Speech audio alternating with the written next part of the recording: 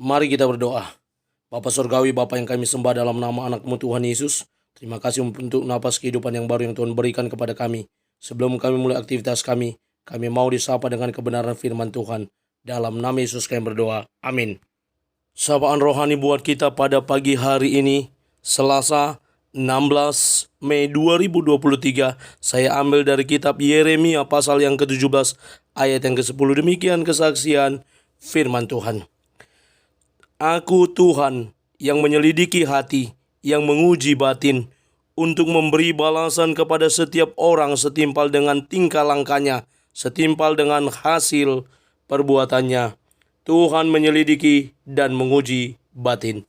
Ibu, bapak, saudara terkasih dalam nama Tuhan kita Yesus, berbicara tentang penyelidikan seringkali dikaitkan dengan detektif yang menyelidiki kasus, yang menyelidiki permasalahan. Detektif akan mengungkap dan berusaha menyelidiki, mengorek-ngorek informasi sedalam-dalamnya sampai semuanya terungkap. Ibu, bapak, saudara terkasih, Tuhan menyelidiki hati kita jauh sampai kedalaman hati kita.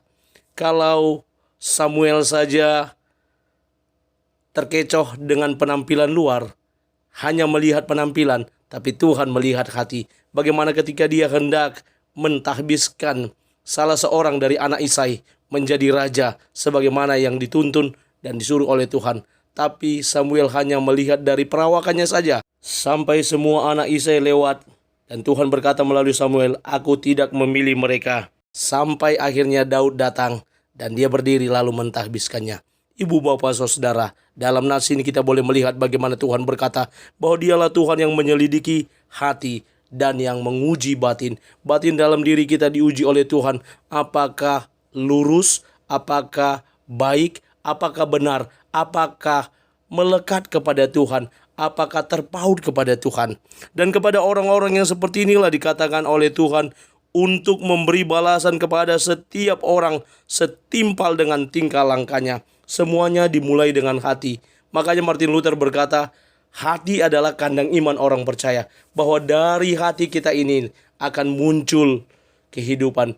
Jagalah dirimu dengan segala kewaspadaan, karena dari situlah muncul terpancar kehidupan, dikatakan oleh penulis kitab Amsal. Bagaimana kita mau belajar untuk menjaga hati kita, sebagaimana dikatakan Oscar Wilde, jagalah cinta di hati Anda.